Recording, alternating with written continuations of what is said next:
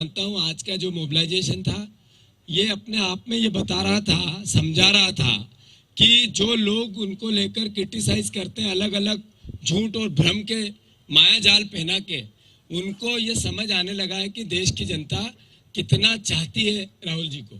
और राहुल जी जिस तरीके से बातें रखते हैं, ये बातें लोगों के घर में जा रही है, हर मोबाइल पे आ रही है। हर मोबाइल पे राहुल जी से रोज इस यात्रा को डिजिटल कनेक्ट देश हो गया है। हमारे इंदौर में लाइव मोबाइल पे ये यात्रा पूरा हमारा इंदौर जिला देख रहा है, लोकसभा देख रही है।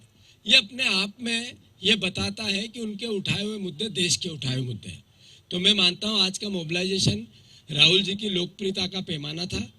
इतनी मेहनत हम नॉर्मल प्रोग्राम में करते हैं उतनी इसमें भी की, पर उसके बाद भी इतना बड़ा जनसमूह अपने आप में उनके प्रति लोगों के आकर्षण का, उनके प्रति लोगों के प्यार का, मोहब्बत का, और जो वो बोलते हैं कि इस देश में प्रेम की बात होनी चाहिए, प्यार की बात होनी चाहिए, नफरत रहित देश बने, हम सबका देश हो, इसकी भावना बने, इस बात को लोग अब आत्मसात करने लगे। कट्टरपंथी लोग, नफरत वाले लोगों से लोग घृणा करने लगे।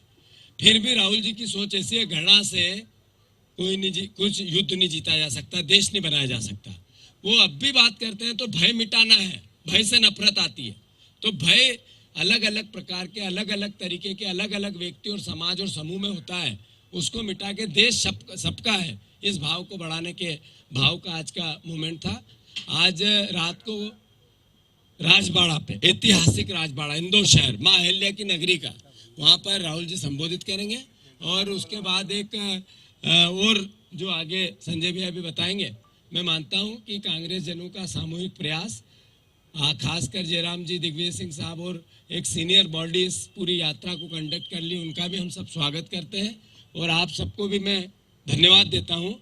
बार बार इस भाव को कि मीडिया हमारी यात्रा को कम बताता है, उसके बाद भी कोई बात नहीं, समूह की अपनी मजबूरी हो सकती है, पर आप सब हमारी मदद करते हैं। मैं मानता हूं जमीन का पत्रकार, जमीन का कैमरामैन और जमीन के काम करने वाला लोकतंत्र के चौथे स्तंभ का प्रहरी हमारे साथ है। यही तो कारण है कि हम हर मोबाइल पे पहुंच रहे हैं, यही तो कारण है कि देश के हर चौराहे पे बात हमारी हो रही, यात्रा की हो रही, राहुल जी की हो रही है। तो ये आप सबका मैं हम कृतज्ञ हैं, धन्यवाद। मैं समझता हूँ कि संजय भी आगे की बात कहेंगे। शुक्ला जी। पत्रकार बंधुओं, आप देख रहे हैं हमारे राहुल जी जो भारत जोड़ो यात्रा चल रही है, इसमें हजारों लाखों आदमी आ रहा है पूरे देश में, भला महाराष्ट्र हो या हैदराबाद हो, मैं सब जगह देख के आया। जो मध्य प्रदेश के अंदर हमारे जितने युवा साथी, बुजुर्ग, बहनें, सभी लोग राहुल जी देश जोड़ रहे हैं, देश तोड़ने की बात नहीं कर रहे हैं। इसमें देखिए इंदौर में 6:15 बजे से हजारों आदमी रोड पे चल रहा है। उसके अलावा जीतू भाई पूरी बात बता दी है, परंतु हम आप लोग निबंधन करना चाहते हैं, क्योंकि आज देखिए जो सोशल मीडिया के माध्यम से हजारों करोड़ आदमी एक दिन में हमारा सोशल मीडिया देख रहा है, और आप लोगों के माध्यम से निवेदन करना चाहता हूँ कि ज्यादा से ज्यादा दिखाएं, क्योंकि हम लोग सबको बराबर दिखाना चाहते हैं, परंतु आप लोग कैसे रोका जा रहा है हम जानते हैं। परंतु उसके अलावा आप लोग कितनी मेहनत कर रहे हैं हम देख रहे हैं, लगातार भाग रहे हैं, दौड़ रहे हैं, सोशल मीडिया कवर कर रहे हैं, परंतु हम लोग ये चाहते हैं कि देश में जो आज देश तोड़ने की बात कर रहे हैं उनको दिखाना पड़ेगा, और आप हमारा साथ दें, यही निवेदन कर रहा हूँ। बाकी जीतू भाई बात कर दी, धन्यवाद। विशाल पटेल जी।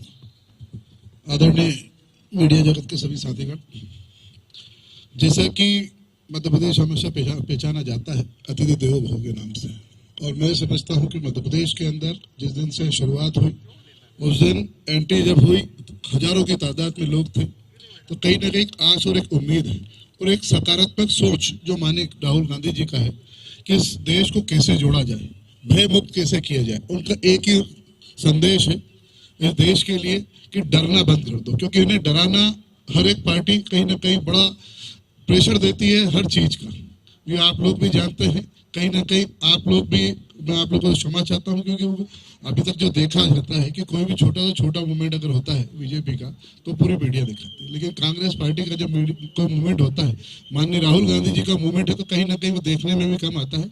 लेकिन डिजिटल दुनिया है, कहीं ना कहीं आप सब भी इस चीज के साक्षी भी हैं कि हजारों की तादाद में, लाखों की तादाद में लोग जो आ रहे हैं और जो समर्थन मिल रहा है, तो कहीं ना कहीं माननीय राहुल गांधी जी के ऊपर एक उम्मीद, एक आस है कि इस देश का कहीं ना कहीं अब भला होने वाला है। मैं आपसे निवेदन करना चाहता हूं कि जैसा आप आज कम से कम आए हैं ऐसा ही आप लोग दिखाएं ताकि इस देश के अंदर संदेश भी जा पाए। धन्यवाद। मैं एक चीज कहना चाहता हूं कि शुरुआत भारत जोड़ो यात्रा की कन्याकुमारी से हुई। पहले चरण में 5 दक्षिण भारत राज्यों का हमने यात्रा की, तमिलनाडु, केरला, कर्नाटका, आंध्र और तेलंगाना। उसके बाद में कहा गया कि ठीक है, इन 5 राज्यों में आपको सकारात्मक रिस्पांस मिला है जनता से, देखा जाएगा इसके बाद में क्या होगा। इसके बाद में हम महाराष्ट्र आए। महाराष्ट्र में भी 11, साढ़े 11, 12 दिन हम थे महाराष्ट्र में। 2 दिन का विश्राम का दिन था। 12 दिन जो भारत जोड़ो यात्रा चली 5 जिलों में, दक्षिण भारत से भी अधिक हमें पब्लिक से रिस्पांस मिला महाराष्ट्र में। और राहुल जी ने एक प्रेस कॉन्फ्रेंस में भी कहा कि महाराष्ट्र में जो हमें देखने को मिला है, जो रिस्पांस आया है, जो उत्साह हमें पब्लिक में देखने को मिला है, वो AA रेटिंग दिया। तब आलोचना हुई, ठीक है महाराष्ट्र तो ये आपका गढ़ रहा है, उत्तर भारत में आके हिंदी हार्टलैंड में आइए और दिखाइए कि भारत जोड़ो यात्रा का असर क्या होगा। मैं कहना चाहता हूं, पहले दिन से बुरहानपुर से खांडवा तक, उसके बाद खरगोन, और आज सुबह कल शाम को मऊ में जो संविधान को लेकर एक पब्लिक रैली हुई जिसमें खड़गे जी और राहुल जी भी मौजूद थे और उन्होंने संबोधित किया उस जनसभा को। और आज सुबह जो मऊ से इंदौर हम आए हैं, ये साफ दर्शाता है, ये दक्षिण उत्तर पश्चिम पूर्व का सवाल नहीं है। सारे देश भर में भारत जोड़ो यात्रा ने राजनीतिक नैरेटिव को बदल दिया है।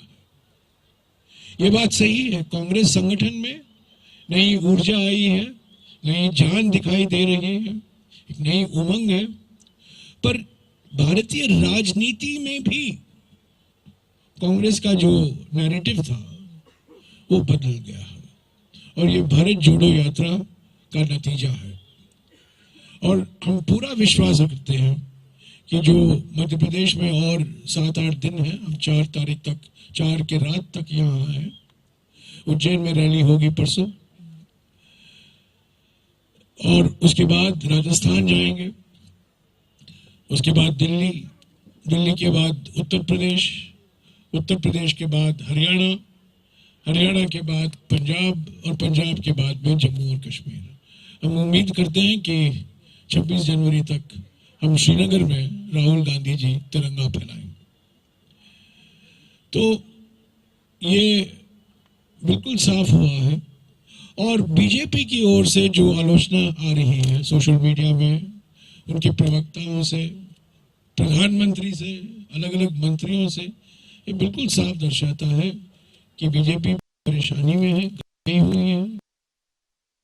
नहीं करती थी कि भारत जोड़ो यात्रा के लिए इतना सपोर्ट, इतना समर्थन जनता से मिल पाएगा। इन्हीं कुछ शब्दों के साथ मैं आपसे गुजारिश करूंगा कि आपको, हाँ, कल मैंने कहा आपको लोकेशन मिल जाएगा कल के प्रेस कॉन्फ्रेंस के बारे में। और कल मैं, ये जैसे आप लोग जानते हैं कब मेरे साथ आए हैं, कल राहुल जी का 7वां प्रेस कॉन्फ्रेंस होगा। 81 दिनों में ये 7वां प्रेस कॉन्फ्रेंस होगा। एक सीएम थे जो 12 साल सीएम रहे, एक वही 8 साल से प्रधानमंत्री रहे हैं। 20 साल के सार्वजनिक जीवन में उन्होंने एक प्रेस वार्तालाप नहीं किया है, एक प्रेस कॉन्फ्रेंस, एक मीडिया इंटरैक्शन नहीं किया है। कल राहुल जी 40-45 मिनट तक प्रेस कॉन्फ्रेंस होगा। जैसा कि मैंने आपको पहले कहा है, 8-9 सवाल मैं मध्य प्रदेश के मीडिया से लूंगा, प्राथमिकता में मध्य प्रदेश की मीडिया को दूंगा। उसके बाद 4-5 सवाल में हिंदी, जो नेशनल मीडिया है, हिंदी अखबार और हिंदी चैनल है, उनसे लूंगा। और अगर कोई अंग्रेजी पत्रकार मौजूद है उनसे भी लूंगा। एक हमारे बीच में तमिल पत्रकार हैं, मैं उनको भी मौका दूंगा, पर वो अंग्रेजी में सवाल पूछेंगे, पर आप तमिल में बोल सकते हैं, मैं उसका अनुवाद राहुल जी के लिए कर सकता हूँ। तो ये प्रेस कॉन्फ्रेंस भी एक भारत जोड़ो यात्रा, मिनी भारत जोड़ो यात्रा है। तो अगर आपके कुछ सवाल हैं तो यहाँ जीतू पटवारी हैं, शुक्ला जी हैं, विशाल पटेल हैं, शोभा ओझा जी हैं।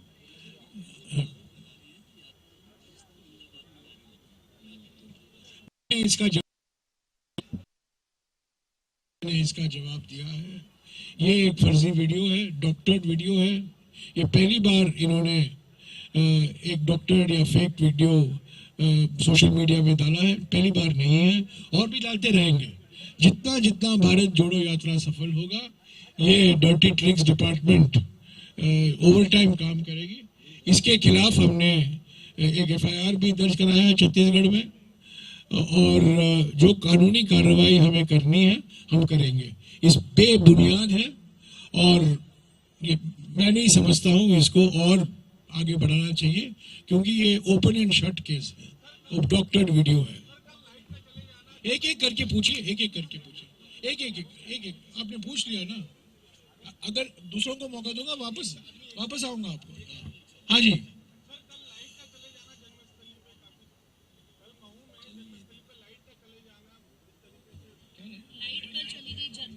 ऐसा है कि ये सिर्फ लाइट के चले जाना नहीं है।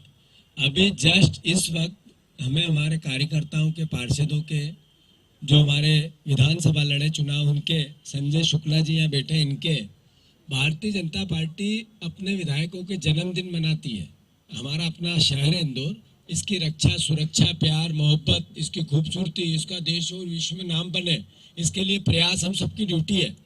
पर बीजेपी के लोग क्यों घबरा रहे हैं इस यात्रा से इतना है कि होर्डिंग निकालेंगे, ये हटाएंगे, वो हटाएंगे। अभी हमारी यात्रा आज चल रही है। इंदौर की प्रकृति कभी ऐसी नहीं थी कि जिस दिन इतना बड़ा देश का नेता जिस शहर में आए, उसका शहर राजनीति से भाव से ऊपर उठकर सम्मान करता है। उनके होर्डिंग निकाले जा रहे हैं, उनके जो सजावट है उस पर प्रभावित किया जा रहा है, और भारतीय जनता पार्टी के नेता, कार्यकर्ता, मेयर, अधिकारियों को पुश करते हैं कि जाओ निकालो, तो ये कर देंगे, वो कर देंगे। पीछे से बातें आती है। लाइट बंद होना, राहुल जी का पहुंचना उससे पहले लाइट बंद होना, ये प्रशासनिक व्यवस्था की चूक माने या षड्यंत्र माने, ये का विषय नहीं। हम तो प्रश्न आप छोड़ डोमेन में देते हैं कि ये इस तरह की मानसिकता मेरे शहर की तो नहीं थी, मेरे इंदौर मध्य प्रदेश की तो नहीं थी।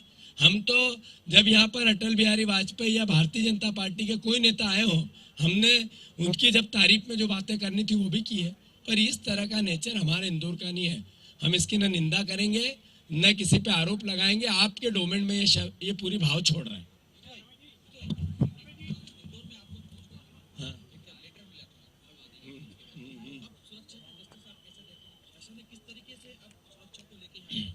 देखो, इसमें कमलनाथ जी अपनी बात कह चुके हैं, आदरणीय जयराम जी अपनी बात कह चुके हैं कि ये प्रशासन का काम है। अगर कुछ आया है तो प्रशासन को देखना चाहिए। ये तो राहुल जी को पता है कि जब मैं सड़क पे निकला, उनके तो घर में 2-2 हादसे हो चुके हैं, शहीद हुए उनके पिता, उनकी दादी। तो ये उनको पता है कि इस देश के लिए जब भी उनको इस तरह ये भावना डरने की तो है ही नहीं ना, डर मिटाने की है। तो कोई बात नहीं, आ भी चुके हो तो प्रशासन देखे उस पूरे वक्तव्य को। हम तो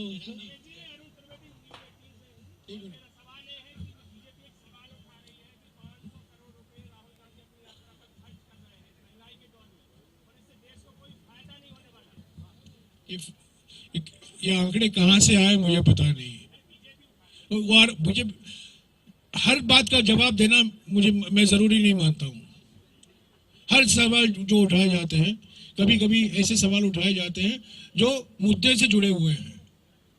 हम 3 मुद्दे उठा रहे हैं, उसके बारे में एक टिप्पणी नहीं आई है। आर्थिक विषमताओं के बारे में, सामाजिक ध्रुवीकरण के बारे में, राजनीतिक तानाशाही के बारे में, संविधान के जो नजरअंदाज किया जा रहा है, कल जिस पर खड़गे जी और राहुल जी काफी कुछ विस्तार में बोले, उस पर तो कोई बात नहीं आ रही है। तो ये भारत जोड़ो यात्रा जिस दिन से शुरू हुई है, बीजेपी घबराई हुई है। पहला सवाल कंटेनर पर आया पहले रात को, और मैंने सारे मीडिया को कंटेनर का मैंने एक दौरा कराया, वीडियो डाला, आपने देखा वो कंटेनर में है क्या। बाद में टी शर्ट पर आया, बाद में जूते पर आया, तब उनके जो अभी हर विषय पर प्रवक्ता बन गए हैं, जो 25 साल 30 साल कांग्रेस में थे और वो बीजेपी के वॉशिंग मशीन के अंदर जाकर उनके खिलाफ सारे केस बंद कर किए गए, असम के मुख्यमंत्री, उन्होंने राहुल जी की दाढ़ी पर भी टिप्पणी की। तो करना है बहस तो मुद्दों पर बहस कीजिए। हम मुद्दे उठा रहे हैं, आर्थिक मुद्दे उठा रहे हैं, सामाजिक मुद्दे उठा रहे हैं, राजनीतिक मुद्दे उठा रहे हैं, उस पर कोई बहस नहीं, उस पर कोई विचार नहीं, उस पर कोई सवाल नहीं। तो ये जो आप मुझे सवाल कर रहे हैं, मैं नहीं समझता हूँ इसका जवाब देने की कोई जरूरी है।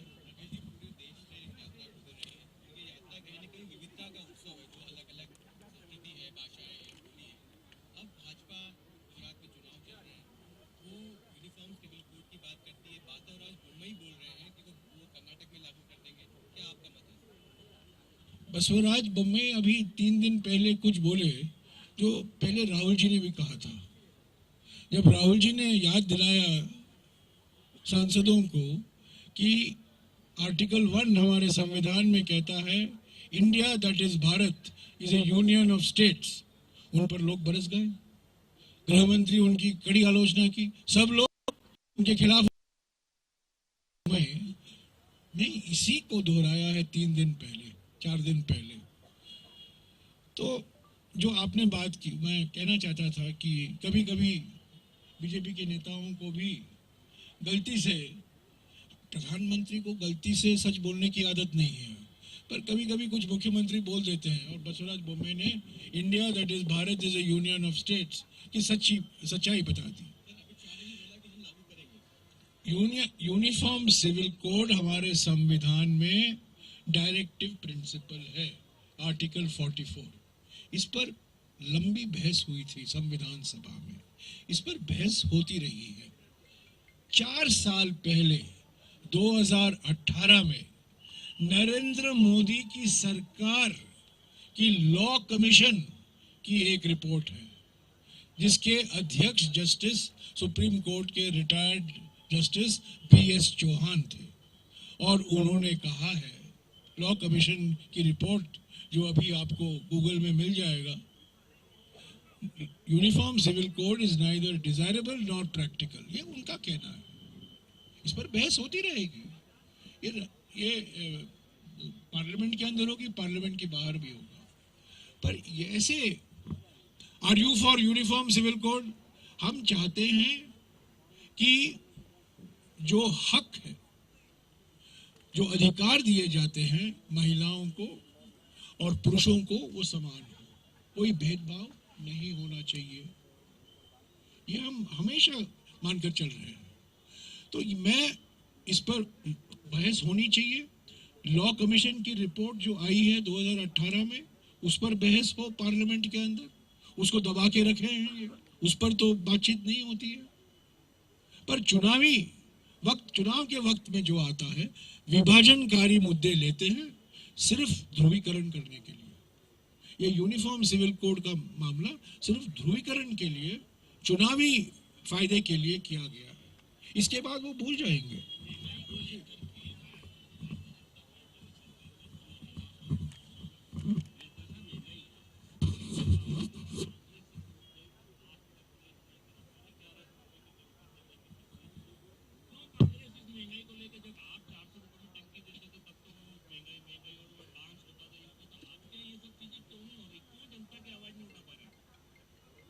हम 5 सितंबर को राहुल जी के साथ 70 सांसद एक दिन के लिए गिरफ्तार हुए थे, क्योंकि पार्लियामेंट के बाहर हम महंगाई पर हमने प्रदर्शन की। एक रैली का आयोजन किया रामलीला मैदान में, जिसमें 40 या 50 हजार लोग थे। 1 साल से महंगाई के खिलाफ हमने संघर्ष किया है, पार्लियामेंट के अंदर, पार्लियामेंट के बाहर। ये बात गलत है कहना कि हमने महंगाई का मुद्दा नहीं उठाया, हम बार बार उठा रहे हैं। राहुल जी ने भी इस भारत जोड़ो यात्रा में कन्याकुमारी से लेकर हर राज्य में महंगाई, बेरोजगारी, GST और ये जो हम दो हमारे दो जो हम देख रहे हैं कि सारा का सारा अर्थव्यवस्था, एयरपोर्ट एक कंपनी, पोर्ट एक कंपनी, टेलीकॉम में 2 कंपनी, सीमेंट में 2 कंपनी, सारा कब्जा, अर्थव्यवस्था की कब्जा एक या 2 कंपनियों के हाथों में जा रहे हैं, चुने हुए पूंजीपतियों के हाथ में जा रहे हैं। ये बात गलत है कहना कि हम ये मुद्दे नहीं उठाए हैं, पर हम सरकार में नहीं है, हम विपक्ष की पार्टी है और जो करना है हमने किया। हमें अरेस्ट किया गया पार्लियामेंट के बाहर, हम एक दिन किंग्सवे कैंप जेल में हमें गिरफ्तार किया गया। राहुल जी थे वहां, 70 सांसद थे, मैं भी था।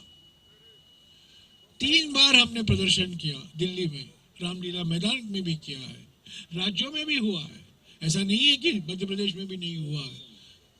मैं जीतू से कहूंगा मध्य प्रदेश में क्या क्या कहा। अच्छा, 2 बातें और हैं। कल आदरणीय शिवराज सिंह जी चौहान ने भी ये जो प्रश्न पूछा था इस पर अपना वक्तव्य दिया।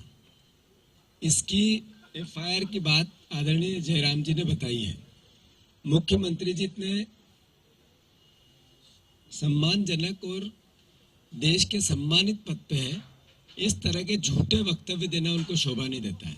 मैं आपके माध्यम से उनसे अनुरोध करता हूं कि इस तरह के डॉक्टर वीडियो पर वो इस तरह की टिप्पणी करेंगे, जैसे कि टिप्पणी में बोल भी नहीं सकता, निंदनीय है, उनको नहीं करना चाहिए, इसका उनको खंडन करना चाहिए।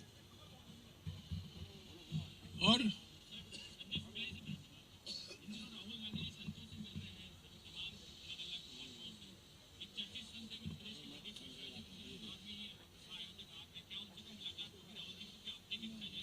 राहुल जी मंदिरों में गए हैं, गुरुद्वारे में गए हैं, मस्जिद में गए हैं, गिरजाघर में गए हैं।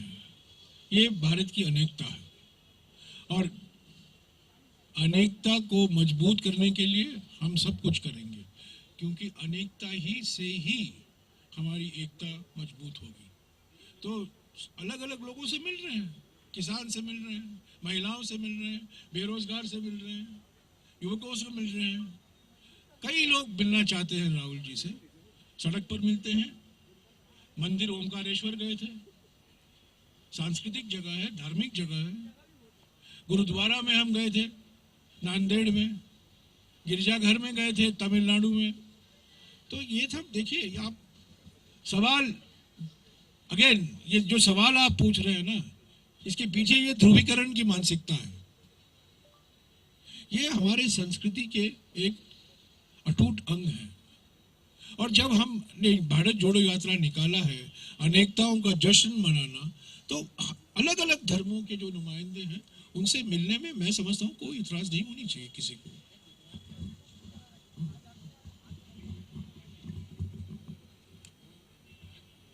कोई गुजरात नहीं छोड़ा है। राहुल जी गुजरात गए हैं, अशोक गहलोत गुजरात गए हैं, दिग्विजय सिंह गुजरात गए हैं, भूपेश बघेल कल जो मऊ में थे आज गुजरात में हैं, अगले 3 दिन में गुजरात में रहेंगे। ये बात बार बार बार बार कहना कि कोई कांग्रेस के नेता गुजरात में नहीं गए, चिदम्बरम साहब गए हैं, मैं गया हूं, कई नेता वहां बैठे हुए हैं, 6-7, खरगे जी गए हैं और कल खरगे जी जा रहे हैं वापस, राहुल जी एक दिन गए हैं। तो ये बात गलत है कि हम गुजरात में हम प्रचार नहीं कर रहे हैं। गुजरात में हम प्रचार कर रहे हैं और आप देखेंगे ये आपका गुब्बारा फूटेगा गुजरात में। ये सब मीडिया का गुब्बारा है। कांग्रेस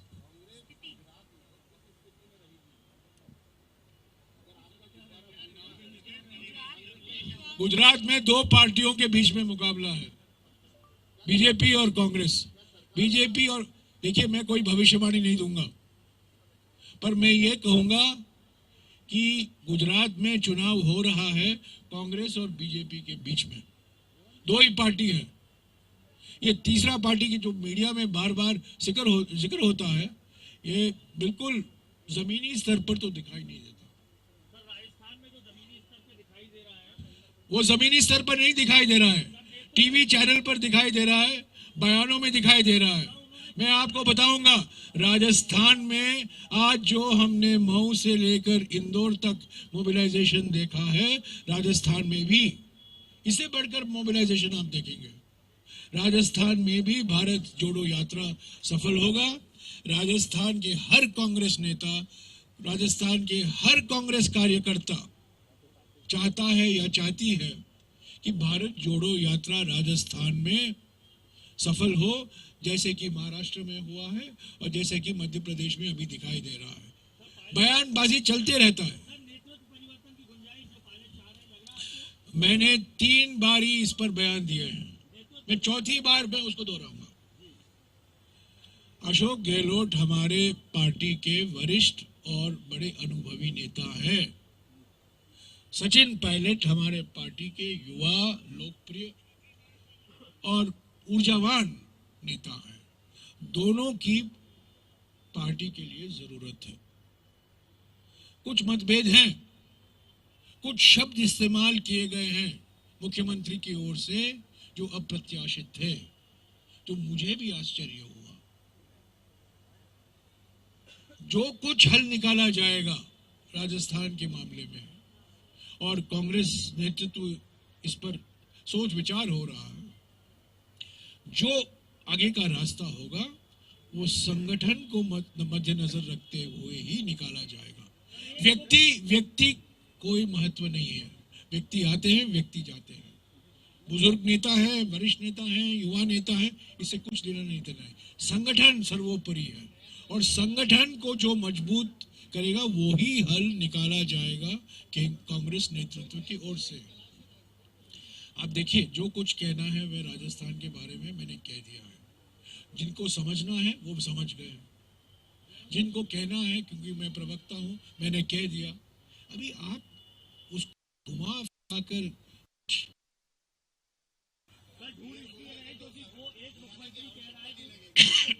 मैं कोई समय सीमा नहीं तय कर सकता हूं, वो सिर्फ कांग्रेस नेतृत्व तय करेगा, पर मैं सिद्धांत बता सकता हूं, और मैंने सिद्धांत बताया है।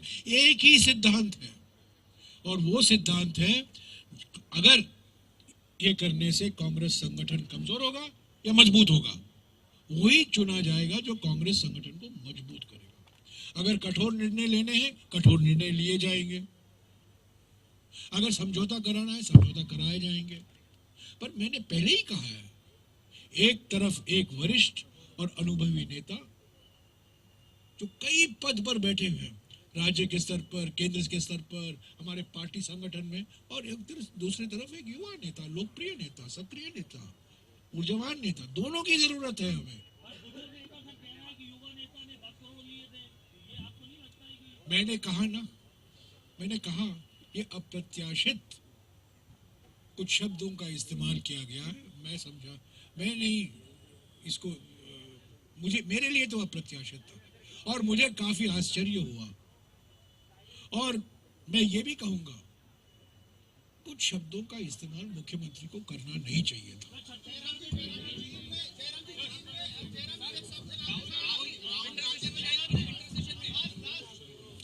जी